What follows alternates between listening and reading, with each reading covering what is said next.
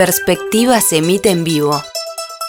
De lunes a viernes de 7 a 12 horas en Radio Mundo 1170 AM de Montevideo y sus plataformas digitales. En plena pandemia, ¿cómo se hace para cumplir con las medidas de aislamiento necesarias si en la vivienda no hay espacio suficiente? ¿Cómo se respeta las medidas de higiene cuando no es posible acceder a productos básicos como tapabocas o alcohol en gel? Desde que se declaró la emergencia sanitaria, los asentamientos de nuestro país se enfrentan a este desafío que se suma a los golpes que la crisis económica está teniendo en los sectores más vulnerables. A un año de la llegada de la pandemia a Uruguay, la situación en esos barrios ha empeorado. Según un reporte de la ONG Techo, aumentó el número de familias que viven en asentamientos. Además, dice el informe, se constató un agravamiento de las carencias alimentarias y económicas y mayores dificultades para cumplir con medidas básicas a efectos de evitar el contagio de COVID-19. Vamos a profundizar en las conclusiones y recomendaciones que aparecen en este trabajo de Techo. Vamos a poner al día la situación en los asentamientos. Para eso, el contacto es con el asentamiento 24 de enero, en Casabaya, acá en Montevideo. Allí está Rosina Di Muzio, directora ejecutiva de Techo, y está con Mónica Otero, vecina del barrio, referente de esa organización allí en esa zona. Las estamos viendo a ambas, las saludamos. Rosina, buen día. Buen día. Buen día, ¿cómo están? Muchas gracias por el espacio. Buen día, Mónica, también. Bien. Bueno, está Romina también pronta para participar desde el otro estudio, pero yo les pediría en primer lugar lo básico, ¿no? Recordar brevemente qué es Techo. Mucha gente tiene ese nombre asociado al voluntariado para la construcción de viviendas en asentamientos, pero la tarea de ustedes ha ido diversificándose con los años. Hoy es bastante más compleja. ¿Cómo la definimos entonces, Rosina? Bien. Techo es una organización de la sociedad civil que está presente en Uruguay hace 18 años y que está presente también en otros países en América Latina, en un total de 19 países. Y básicamente, efectivamente, como tú dices, Emiliano, se lo asocia mucho al voluntariado en lo que refiere a construcción de viviendas de emergencia, que es parte de nuestro trabajo, pero realizamos otras acciones que refieren con fomentar la participación de vecinos, empoderar a las personas que viven en los asentamientos a través de la participación en mesas de trabajo, desde las cuales diagnosticamos un poco la situación del barrio a través del relevamiento de información, y a partir de la donación de fondos que recibimos llevamos adelante proyectos de infraestructura comunitaria en conjunto con los vecinos. Entonces sí, tiene varios focos, no solo el intentar dar soluciones de emergencia ante distintos temas que pueden ser habitacionales o de infraestructura comunitaria, pero también el relevamiento de información. Están, decíamos, en el asentamiento 24 de enero, en la cuenca de Casavalle. Descríbanos brevemente el lugar. Se han instalado en el centro comunal, ¿no? Sí, acá le paso a Mónica para que nos cuente. Ella es vecina del barrio, vive en el barrio hace 13 años, así que cuente ella mejor que nadie en dónde estamos. Bueno, buenos días para toda la audiencia. Acá habla Mónica, una referente del barrio, que junto a Patricia. Aclaro para los oyentes por el sonido, ambas tienen puesto tapabocas, ¿no? Entonces las voces tienen algo de distorsión. Pasa que están juntas, claro, en ese lugar, y corresponde que usen el tapabocas. Entonces, Mónica, contanos, ¿tú a qué te dedicas? Yo trabajo.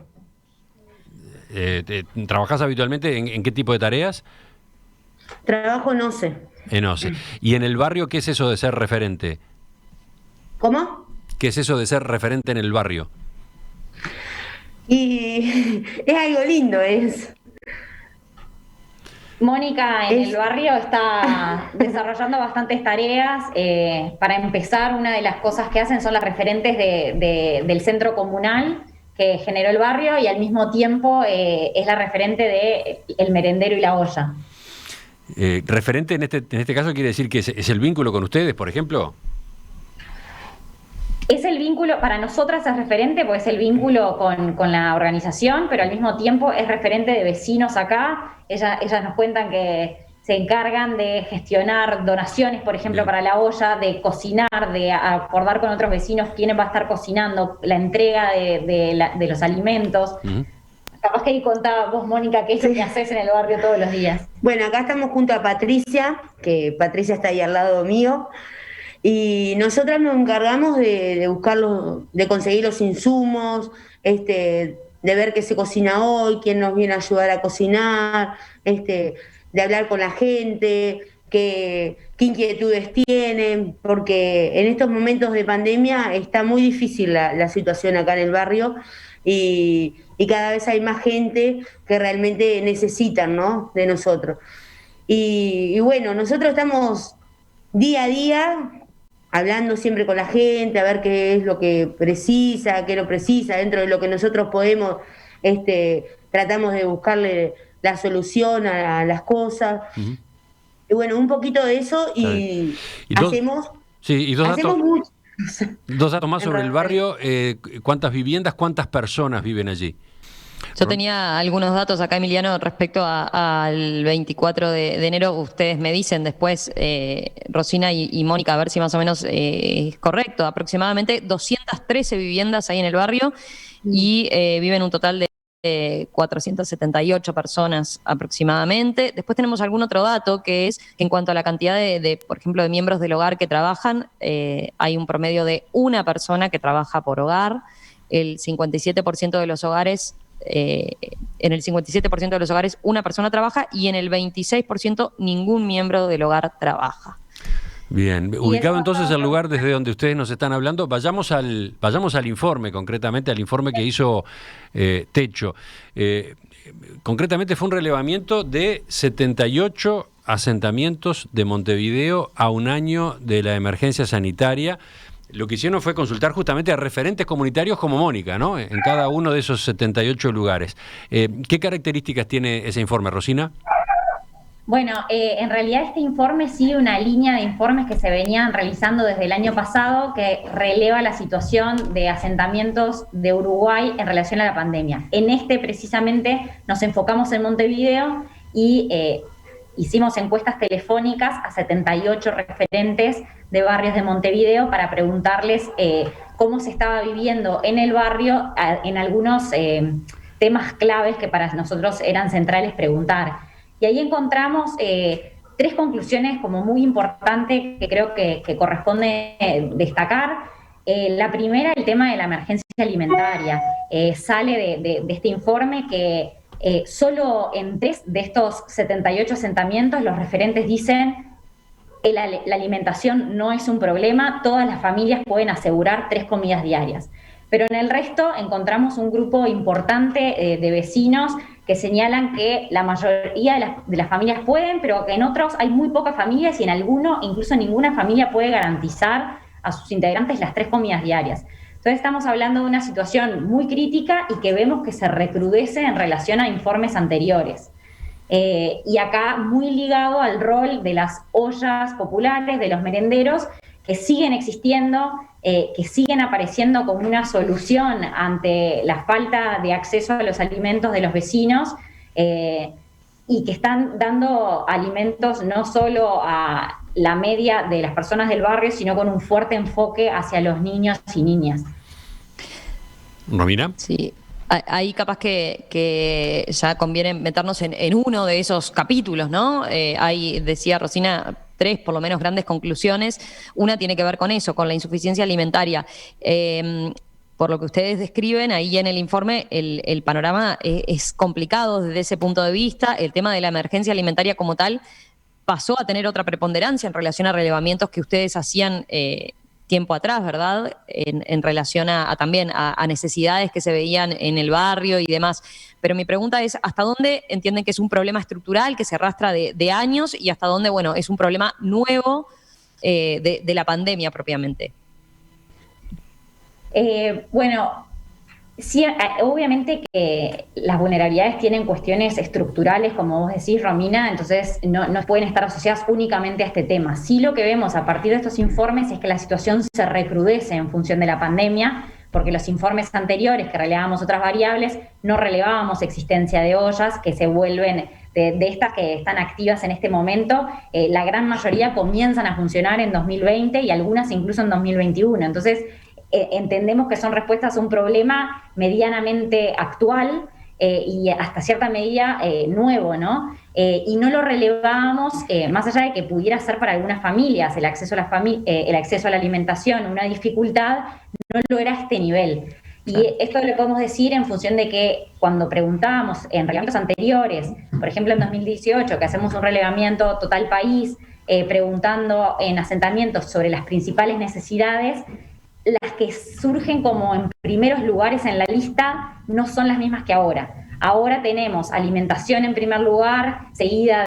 de necesidad de empleo, y en un tercer lugar el tema de la dificultad de acceso a productos de limpieza e higiene. Entonces vemos como un cambio en el tipo de necesidades que se postulan como principales. Mónica, en tu caso, tú organizas una de las ollas, decíamos, una de las ollas del 24 de enero. ¿Se creó cuándo específicamente la olla que tú coordinás? Ni bien empezó la pandemia, nos juntamos con Patricia y Clever, que estaba con nosotros, un grupo de vecinos, y empezamos a hacer intemperie.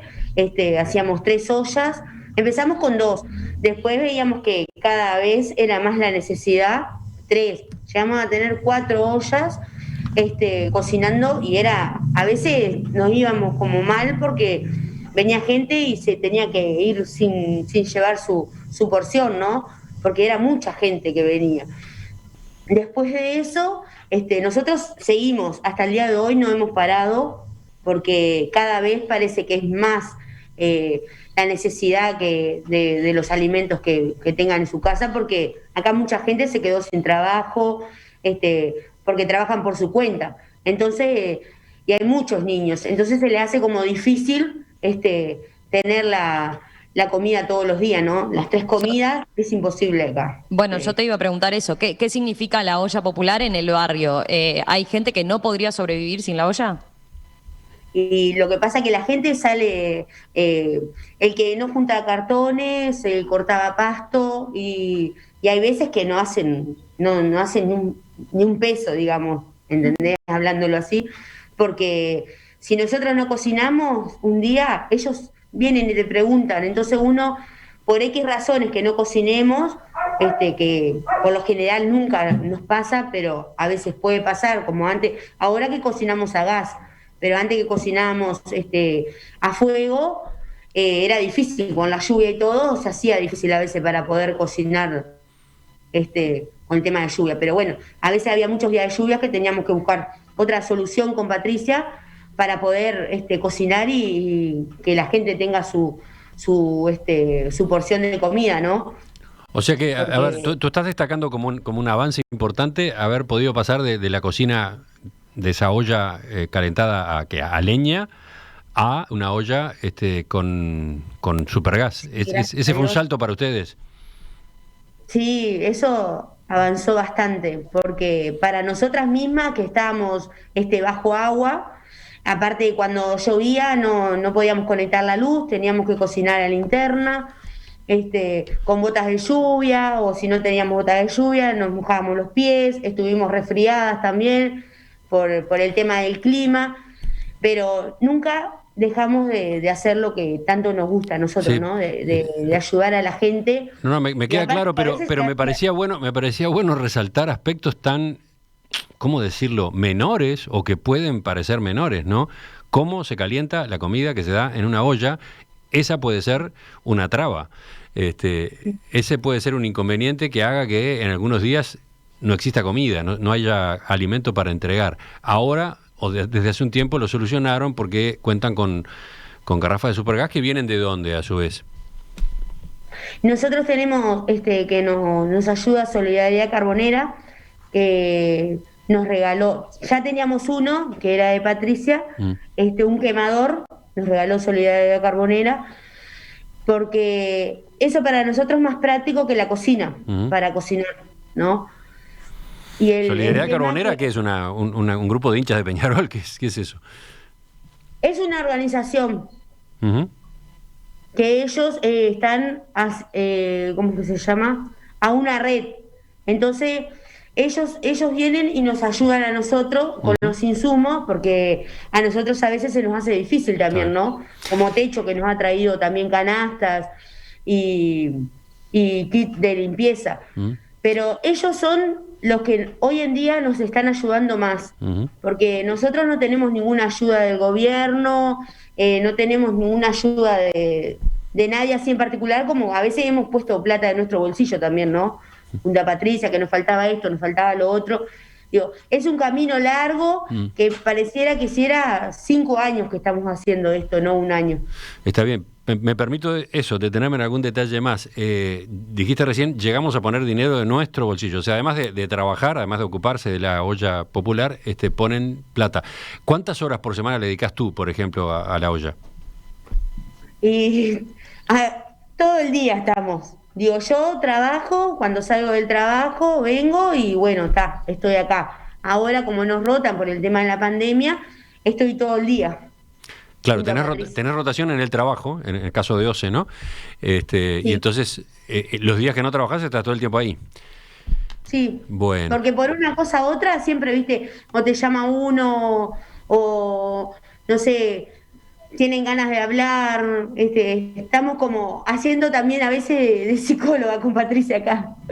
Es que ese es uno de los grandes temas, ¿no? Que el tema de la olla no es simplemente la solución que se le da a la persona que viene y retira la comida o recibe el plato a partir de las vecinas que llevan adelante la olla, sino realmente el desgaste físico, emocional, la dedicación en tiempo y recursos que ponen los vecinos que lo llevan adelante, porque implica desde conseguir las donaciones, estar cocinando, y todo esto se suma a las cuestiones cotidianas de la vida de todas las personas que además trabajan, que además se ocupan de sus hogares. Entonces es una gran carga, más allá de que las vecinas con las que trabajamos siempre dice que lo hacen como con total convicción, claro, y con satisfacción por la tarea que realizan, no deja de ser una responsabilidad muy grande. Bien. Dejo entonces esas preguntas de detalles del día a día de la olla popular en este caso, y volvemos contigo, Romina, a preguntas sobre el informe. Sí, volvamos capaz que a otro aspecto. No sé si Rosina te quedó algo por comentar más general en términos de lo que tiene que ver con la necesidad alimentaria. No, básicamente... Saliendo del 24 de enero, digo, teníamos el ejemplo claro de Mónica, pero para tener un concepto global, para terminar de ese capítulo. Bien, no, simplemente resumir eso, que vemos que el acceso a los alimentos está siendo una dificultad seria en muchos de los asentamientos en los que trabajamos, y de hecho que en función del informe que se hizo similar el año pasado, a un año podemos decir que la situación se recrudeció y empeoró, porque aumenta para nosotros el porcentaje de referentes que dicen que la situación es más crítica en sus barrios en relación al acceso a los alimentos. Hacemos una pausa por acá y ya pasamos a otro capítulo. Estaba mirando mensajes de los oyentes y elijo que es el último que llegó, lo firma Marcos. Dice, escucho a las entrevistadas y vuelvo en el tiempo a los años 2003, 2004, cuando aquella crisis económica y social casi al borde de un estallido. Increíblemente, a pesar de haber crecido mucho como país en áreas fundamentales, salud, economía, PBI, energía, infraestructura, transparencia, credibilidad internacional, tecnologías de la información, etcétera, no hemos logrado fortalezas suficientes como para que ante una emergencia o crisis sanitaria haya una respuesta instantánea del Estado, para que no sean necesarias las ollas populares. Bien por ellas, por la solidaridad de la gente que surge y que apoya estas iniciativas, pero el Estado no debe permitirse esa debilidad. Uruguay debe creerse lo suficiente por la posición que ha logrado y reparar definitivamente estas carencias. Me pareció que convenía incorporar este mensaje porque va como a la médula de la cosa, ¿no? A la, ¿cómo decirlo? A la perplejidad ante cómo hay que enfrentar desde el punto de vista humanitario un momento como que haya que ir por este camino, ¿no? Bueno, pero volvemos, enseguida retornamos con otras conclusiones. ¿Cómo está transcurriendo la pandemia de COVID-19 en los asentamientos? Hoy tomamos este tema a partir de un informe que elaboró la ONG Techo que realizó una consulta en 78 de estos barrios concretamente. Un relevamiento que tomó como base a referentes de cada una de esas zonas del país. Estamos conversando entonces con Rosina de Mucio, socióloga, politóloga, magíster en políticas sociales, que es la directora ejecutiva de Techo, y Mónica Otero, referente en el asentamiento 24 de enero en la cuenca de Casaballe. Ella organiza el merendero y la olla popular que funcionan en ese lugar. Estaba mirando los mensajes de los oyentes, Romina, y me impresionó este que viene de Margarita, que dice: maravillosas mujeres, gracias gigantes. Gigantes. Cortito y contundente el mensaje. ¿Y sabes qué? ¿En qué me quedé pensando, Romina? Que no dijimos la edad de nuestras entrevistadas. Nosotros las estamos viendo acá en la videollamada, capaz que muchos de nuestros oyentes nos siguen en YouTube o nos siguen en Cardinal TV, pero otros están por radio nada más. ¿Qué edades tienen ustedes? ¿Nos pueden decir, Rosina, Mónica? Yo tengo 31 años. Rosina, 31. Yo tengo 42 años. Bueno. 42. Esas son las edades de las gigantes. Seguimos, vamos al trabajo, vamos al documento, Romina. Sí, a ver, otro aspecto que plantea el informe a modo de algunas de las conclusiones es que casi la mitad de los referentes consultados informó que en el último año aumentó el número de familias que se mudaron al asentamiento en el que viven. Más allá de números concretos, ¿ustedes tienen un panorama de dónde provienen las familias nuevas de los asentamientos en el último año? ¿Es gente del interior, gente de Montevideo que se quedó sin vivienda? ¿Cuál es la situación? Y después pasamos a Mónica que nos cuente ahí en particular en el 24 de enero. Bien, no, está bueno el espacio, Romina, para aclarar eso, porque a veces la pregunta es si han crecido el número de asentamientos. Nosotros, en función de estos datos, no lo podemos decir. No podemos asegurar ni una cosa ni la otra. Lo que sí podemos decir es que en función de este relevamiento, la mitad de los referentes dicen que ha aumentado el número de familias. Y acá la situación depende mucho caso a caso y no decimos que sea representativa de lo que pasa en todos los asentamientos de Montevideo. Pero sí los referentes señalan que se han mudado más familias, muchas veces ampliando los núcleos familiares, o sea, un hogar que ya existía, vienen sus respectivos miembros de familia que estaban viviendo en otros lados a instalarse en el barrio por necesidades económicas. Se menciona mucho el tema económico, el tema de los precios de los alquileres y pensiones, y se menciona especialmente el tema de la pandemia como motivo por el que se cree que han aumentado el número de familias. Uh-huh. Bien, Rosina, te hago una consulta. A ver, ahí ¿de qué hablamos cuando decimos, bueno, aumentó el número y se trasladan ampliando el núcleo familiar, digamos? Gente que se va a vivir en el mismo hogar ya que estaba ya constituida otra familia, que arma su casita ahí al costado de un familiar. Digo porque es una constatación simplemente a partir de visitas que he hecho con Techo, a partir de otras zonas de contexto vulnerable donde hay una gran solidaridad en ese sentido. Siempre que uno está complicado, van familiares a vivir a la casa y como algo mucho más naturalizado que quizás en otras familias. Exacto, ahí se dan, como vos decías, esa solidaridad de decir quien tiene un espacio en su terreno siempre lo cede. No solamente, no hemos visto incluso con personas por fuera de los núcleos familiares, se lo ceden algunos vecinos o algunas personas que llegan al barrio para que puedan construir su vivienda. Ahí incluso cuando las familias llegan, muchas veces necesitan de construir, muchas veces termina siendo una construcción muy precaria, pero el tema es que las viviendas que ya existen, las dimensiones no permiten que se sigan sumando integrantes. Muchas veces, eso lo constatamos en nuestra otra área de trabajo desde la organización, que refiere a la construcción de viviendas de emergencia, que muchas veces solucionan un tema de hacinamiento crítico que se ve en las familias, que por responder a una emergencia reciben a más familiares o vecinos y llega un momento que el hacinamiento es muy crítico y que deben expandir un poco la solución habitacional. El asentamiento es entonces esa primera opción, podemos decir, o sea, se percibe así. Mónica, tú en el barrio, ¿cómo lo ves? ¿Has tenido oportunidad de hablar con gente que llegó recientemente? ¿En qué condiciones lo hacen? ¿Qué es lo que has podido recabar? Sí, acá en el barrio se ha ido gente y ha venido gente, ¿no? Y La gente que se va, por ejemplo, ¿a dónde se va? y se va a otros barrios, y la gente que viene o viene de otro barrio porque por un conocido, por un familiar, como para estar cerca, o mismo en el predio, como decía Rosina, se edifican una vivienda precaria para poder estar todos juntos, ¿no? Hay mucha gente, hay muchas familias que se han venido de otros asentamientos para este asentamiento. Ujú. ¿Por qué? Porque la situación había empeorado en otro asentamiento, en el asentamiento donde estaban. ¿A qué lo atribuís eso? Sí, en algunos casos sí, en otros porque, bueno, ya te digo, como la familia vivían ahí, en otro asentamiento, se vinieron para acá y a su vez se vino otra familia y así, como para estar todos juntos, las familias, ¿no?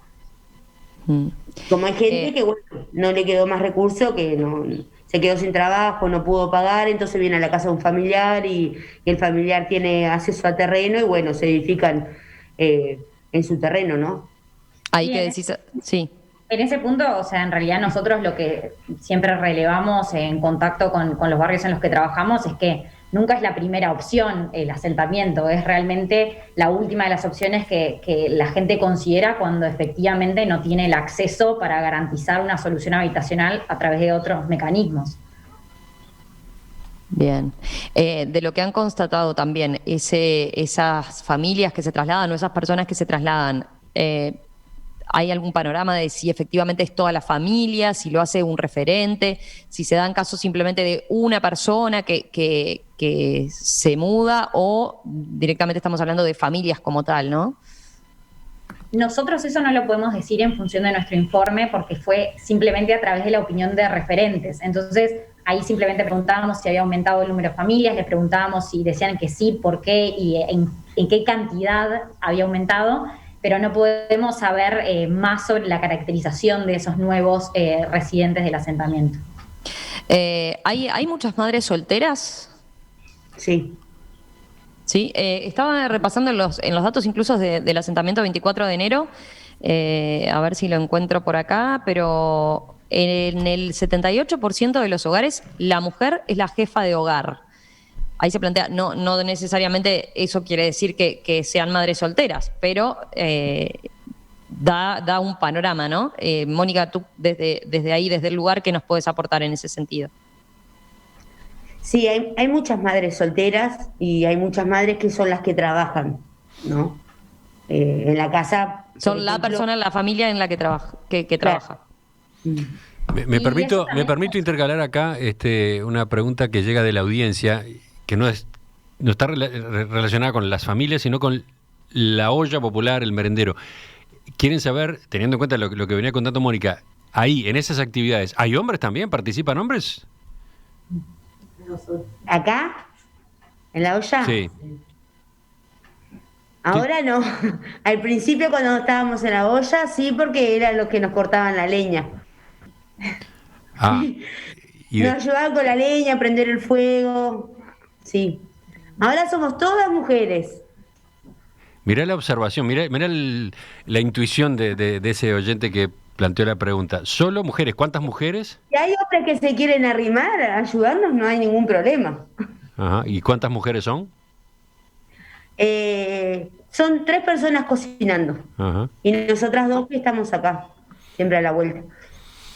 Eso también es consistente con esta encuesta que realizamos a referentes. El 80% básicamente de los referentes con los que nos contactamos son mujeres, que son las que realizan acciones con el barrio y muchas veces con nosotros, que participan en las mesas de trabajo con techo. Realmente el tema de las mujeres está súper presente y nosotros sabemos desde la organización que termina siendo las principales personas con las que trabajamos en los barrios. Y acá es el tema, ¿no?, de la triple jornada que llevan adelante estas mujeres, que no solo desarrollan sus propias tareas laborales y sus tareas de cuidados referentes a los hogares en los que viven, sino que además son en general las primeras en tomar la posta de las actividades más colectivas. Impresionante, ¿eh? Impresionante. Eso de, ¿cómo lo llamabas? ¿La triple? La triple jornada. La triple jornada de las mujeres en estos barrios, por ejemplo, la triple jornada de Mónica que está conversando con nosotros. Seguimos, Romina.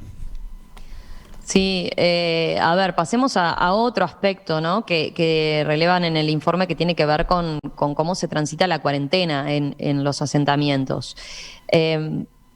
Los vecinos saben en general, se desprende del informe que saben en general cuáles son las medidas de cuidado sanitario, individual, que tienen que tomar, pero de ahí a la práctica y a poder cumplirlo hay una distancia importante, ¿verdad? Me interesa tener, Rosina, tu visión global, Mónica, tu experiencia en la diaria, en lo cotidiano, en lo que ves en el barrio. Sí, ahí esto es algo que salía en los informes anteriores también y en este se sigue reforzando y es el hecho de que las personas tienen conocimiento real de cuáles son las medidas que tienen que tomar, de los riesgos que representa el COVID. Preguntamos incluso si hay alguien con síntomas, cuáles son los pasos. Y nadie te dice, iría a la puerta de una emergencia. Todo el mundo sabe que hay que aislarse, que tienen que llamar a la emergencia, que tienen que hacer un hisopado, que se contactan con su prestador de salud. O sea, es muy claro, incluso a nivel de el tema vacunas, que es algo medianamente nuevo de este año que estamos manejando. Hay un alto conocimiento de cómo hay que agendarse, de cómo hay que proceder con el tema. El problema no está en la información, el problema está en el acceso a las medidas de cuidado. Y ahí básicamente es alto el número de referentes de los asentamientos que encuestamos en esta ocasión que señalaban que hay cosas que se reconocen, que son las medidas que las autoridades indican a seguir, pero que en los hechos son muy difíciles de cumplir. Por ejemplo, cosas muy obvias como en este momento que las dos estamos de tapabocas, pero la compra de tapabocas, de elementos de protección personal, insumos de limpieza e higiene, comprar alcohol en gel, hipoclorito, no es algo que todas las familias tengan acceso. De hecho, 37 de los referentes nos dicen que pocas o ninguna familia pueden comprar esos insumos. Y más aún si vamos al tema de aislamiento, realizar cuarentenas. Acá son 41 los referentes que dicen poca o ninguna familia en mi barrio pueden aislarse de una manera efectiva y no tener contactos con otros miembros de la familia. Yo les iba a preguntar eso. A ver, a esta altura del partido, ya con más de un año de emergencia sanitaria, todos en general hemos tenido contacto con algún positivo, hemos tenido que tener que hacer una cuarentena. Mónica, ¿cómo ha sido la experiencia en el barrio? ¿Qué han podido hacer? Sí, nosotros, gracias a Dios, en nuestro caso no hemos tenido contacto así como directo con personas, pero acá en el barrio hubo gente que tuvo COVID, como por ejemplo hace unos días hay una persona que está transitando el COVID y nosotros le vamos a llevar la comida a la familia porque la familia no sale de la casa. Ellos respetan por ellos mismos y por los demás, ¿no?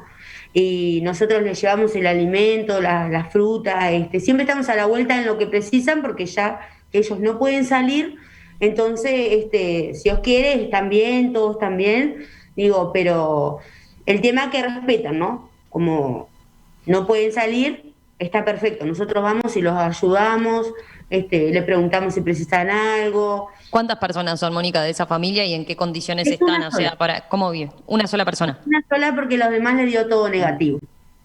Y la gente que estuvo cerca también le dio el negativo, le dio. Es una sola y está aislada la persona. Y nosotros acá tomamos o sea, ¿está aislada dentro de esa casa? ¿La casa da como para que haya un aislamiento de esa persona? Sí, aislada en su propia casa está. Ahora ya transcurrió los días, ¿no? De la cuarentena que hacen, que tienen que hacer, ¿no? Pero a ella sola le dio positivo. ¿Y el agua? ¿Cómo? Porque Preguntan oyentes a propósito del agua. ¿Cuán accesible es el agua para lavarse las manos, en fin, para la higiene que se necesita en estas condiciones?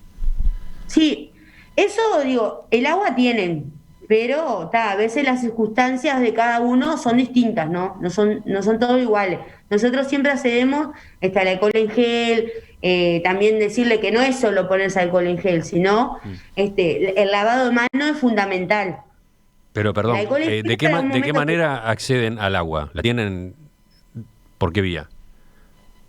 Por OCE. Sí. Ah, bueno, hay servicio de OCE.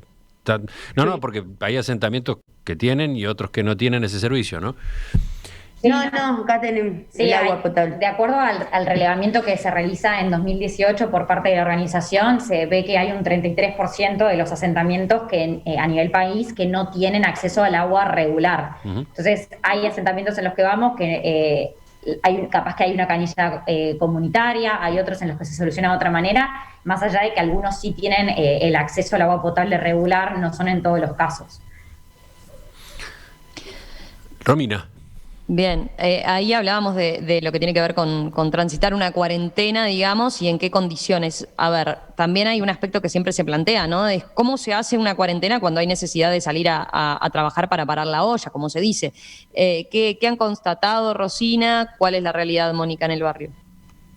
Lo que hemos constatado nosotros es que eso lo venimos viendo en todos los informes desde el comienzo de la pandemia hasta ahora, que es dificultades reales de cumplir en ocasiones con una cuarentena o con un aislamiento o con medidas más de protección como el inicialmente quédate en casa para ciertas poblaciones que tienen vulnerados algunos de sus derechos, ¿no? O que se encuentran en una situación más crítica. Entonces, acá hablamos de la trampa social del COVID, que básicamente refiere al hecho de que para protegerse uno tiene que quedarse en su hogar, tiene que quedarse aislado, pero para las personas que, como tú decís, Romina, dependen del día a día, como hoy comentaba Mónica, de las personas que salir a recoger cartón o hacer un corte de pasto, es imposible pensar en que quedarse en casa sin trabajar es viable. Y lo mismo el tema habitacional, que muchas veces cruza en estos barrios esta variable que tiene que ver con que si estamos ante construcciones de mucha precariedad, con acceso limitado a algunos servicios y con alto nivel de hacinamiento, a veces también es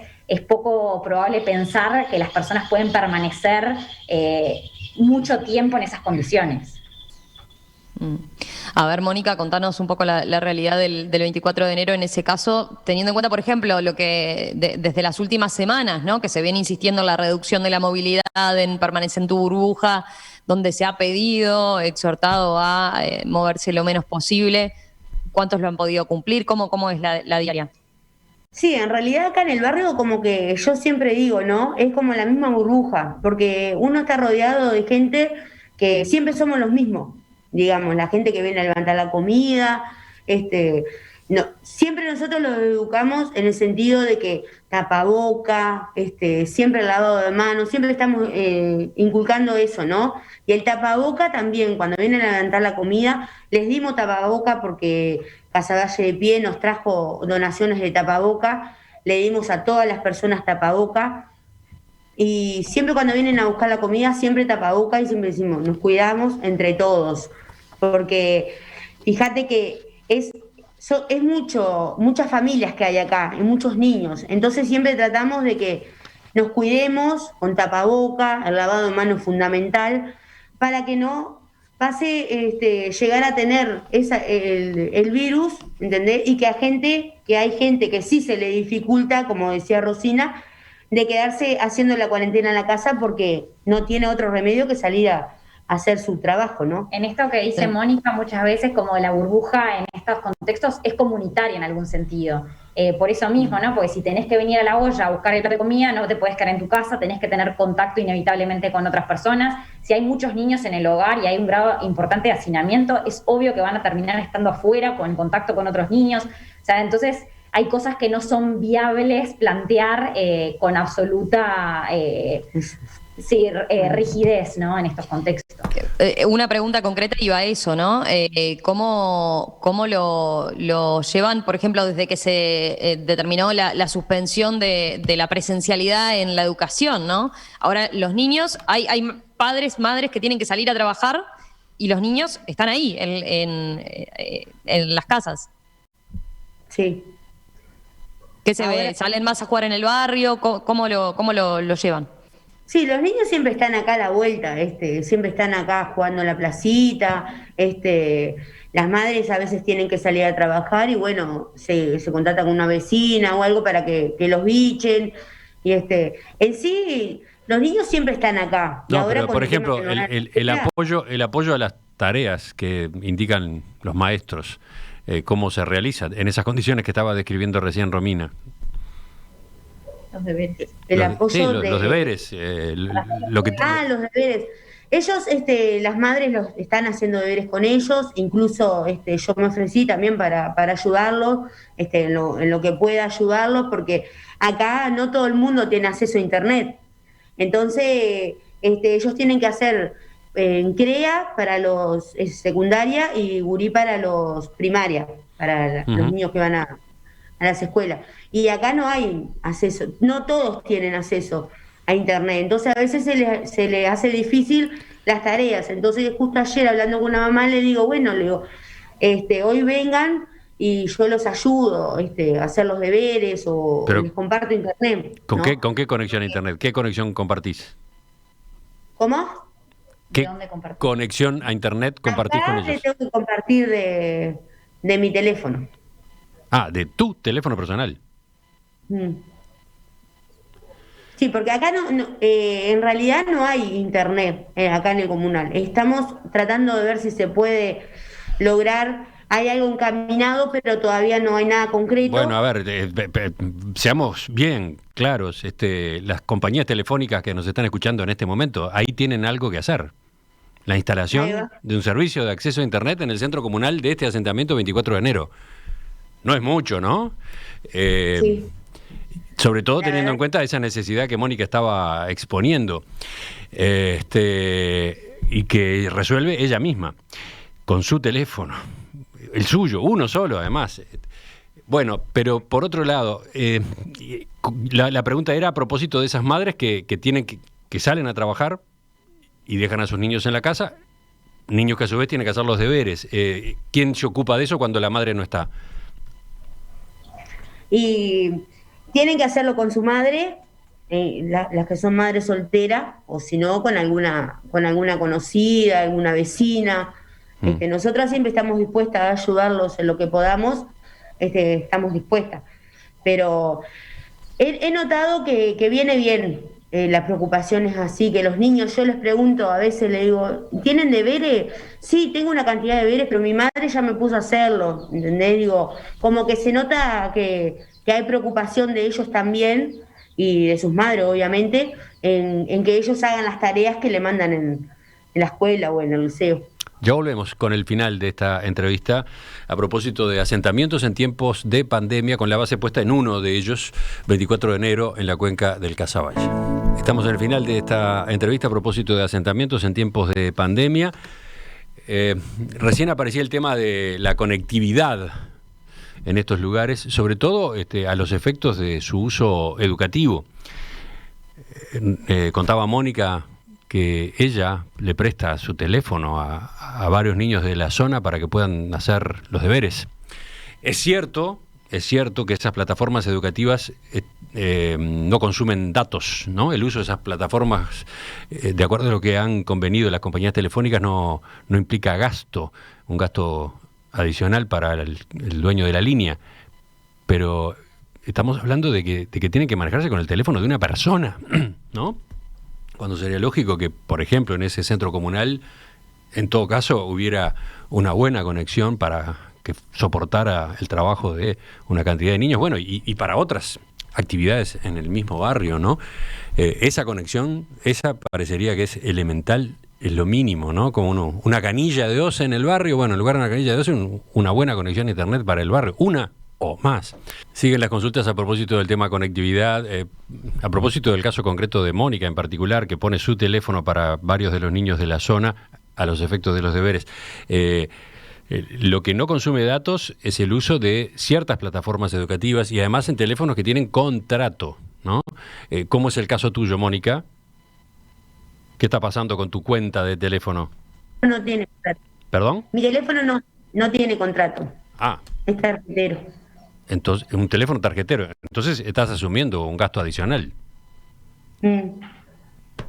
Sí, yo no tengo contrato. Es una puntualización importante. Bueno, este tema queda pendiente y seguramente, por lo menos en este caso, puede solucionarse de manera fácil, me imagino, pero en cuántos lugares más estará dándose, ¿no? Queda arriba de la mesa. Pero volvemos. Romina, te quedaba una pregunta, ¿no?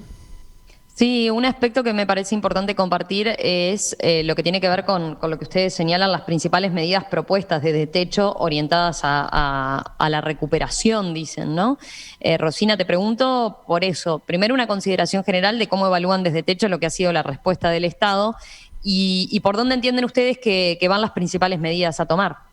Bien, acá lo que nosotros evaluamos las medidas en función de los datos que relevamos y lo que se desprende de esto es que más allá de que se han tomado medidas, no están siendo suficientes porque seguimos relevando lo que veníamos comentando hoy, problemas de acceso a la alimentación, problemas económicos, dificultades con el acceso al empleo, problemas para cuidarse, era insumos de cuidado frente al COVID. Entonces, más allá de que se han tomado medidas, no están siendo suficientes para alcanzar a la población, al menos con la que nosotros trabajamos y a las vecinas y vecinos de estos barrios. Nosotros acá hacemos, a modo de cierre del informe, presentamos algunas recomendaciones de las que entendemos que son cosas como más urgentes. Por ejemplo, que se aumente el apoyo a las familias para medidas que permitan garantizar el acceso a los alimentos, puede ser a través de transferencias monetarias o en especie, también aumentar el apoyo a las respuestas solidarias, ¿no? Seguir apoyando a las ollas y que no dependan de la capacidad de Mónica de hacer muchísimas llamadas e intentar conseguir donaciones, sino que haya cosas que estén un poco más resueltas y que se les haga más sencillo su trabajo. También hablamos de mejorar el tema de la emergencia habitacional en la que viven muchos de familias en estos barrios y que no les permite cumplir con estas medidas, aumentar el acceso a las medidas de cuidado y de higiene, poner a disposición tapabocas, alcohol en gel, todas las cosas que se necesitan y aumentar las medidas de protección social. Igual todo esto lo decimos como cosas urgentes para el ahora, ¿no? En el tema estamos en lo relativo a la alimentación, por ejemplo, estando en un país con alta disponibilidad de alimentos, no podemos permitirnos que haya familias que no acceden. Pero esto tiene que ser como de urgencia y tiene que ir acompañado con medidas a largo plazo que estén orientadas a mejorar el acceso a los derechos y a reducir la desigualdad estructural. Porque en realidad el objetivo no es que las ollas persistan para siempre, sino que realmente lo que se tiene que lograr es que hayan otros mecanismos que le permitan a la familia resolver su alimentación y comer lo que consideren, cuando consideren, y no depender de la solidaridad de vecinos como Mónica. Para terminar nomás, pero en lo que ustedes perciben trabajando en tantos barrios desde hace tantos años, además, ¿cuántos años ha implicado de retroceso, digamos? ¿Cuántos hay que volver para atrás a partir de la pandemia, ¿no? ¿Cuánto ha implicado en ese sentido? Bueno, eso lo que decíamos de que vemos como ese viraje a necesidades más básicas, que antes no estábamos relevando. Antes capaz que la principal necesidad del barrio venía por el hecho de temas de el estado de las calles, las inundaciones, cosas que son obviamente súper importantes, pero no son de absoluta primera necesidad como la alimentación. Y en esto de cuánto para atrás hemos ido, hoy es difícil saberlo, y más con un estudio de 78 casos en Montevideo, ¿no? Pero ahí a nivel internacional hay sobre esto y dicen, o sea, hemos vuelto 10 años y nos va a tomar otros, o sea, si no se toman medidas rápidas, estructurales, fuertes, nos va a tomar otros 10 años volver al punto de partida en el que estábamos en 2020. O sea, realmente es tétrico pensar que los próximos 10 años a nivel mundo, y veremos cómo será a nivel país, estaremos intentando volver a la situación en la que estábamos, que tampoco era ideal. Sí, me parecía gráfico porque para ustedes, para una organización como Techo, que mide siempre sus resultados, que mide el trabajo, que acompaña tanto a los barrios, ¿no? Y los avances, decías hoy, empezaron como una solución habitacional muy precaria y hoy en día es mucho más que eso. Bueno, ustedes lo palpan así de primera mano, ¿no? Eso, ¿cuánto les implica dar marcha atrás y volver a construir para recuperar en ese caso esos 10 años, ¿no? Sí, exacto. Y aparte de eso, ¿no? También limita como nuestro trabajo en decir, bueno, podemos pensar en desarrollar proyectos de infraestructura, claro, o hacer cosas como mejorar participación y eso, y estamos en realidad hablando de acceso a derechos absolutamente básicos en este contexto. Cerramos por acá, Romina. Vamos a agradecerle a nuestras invitadas. Gracias, Rosina, Mónica, un gusto contar con ustedes. Gracias por acercarnos esa realidad, lo que están viviendo ahí en el barrio, en el día a día, Mónica, en tu caso, y seguimos en contacto, Rosina, obviamente, para saber con el trabajo que ustedes hacen con las familias en estos contextos, bueno, qué panorama se vislumbra para los próximos meses, ¿verdad? Y cómo evoluciona esta cuestión. No, gracias a ustedes por el espacio y dejo a Mónica que quería cerrar agradeciéndoles también a ustedes. Bueno, la verdad, muchas gracias por el espacio que nos dieron para contar un poquito de lo que se hace y estamos a las órdenes. Seguimos en contacto. Ya volvemos. Llega La Tertulia, una edición especial de la Mesa de los Viernes, en el día en que este espacio, Las Tertulias, cumple 20 años.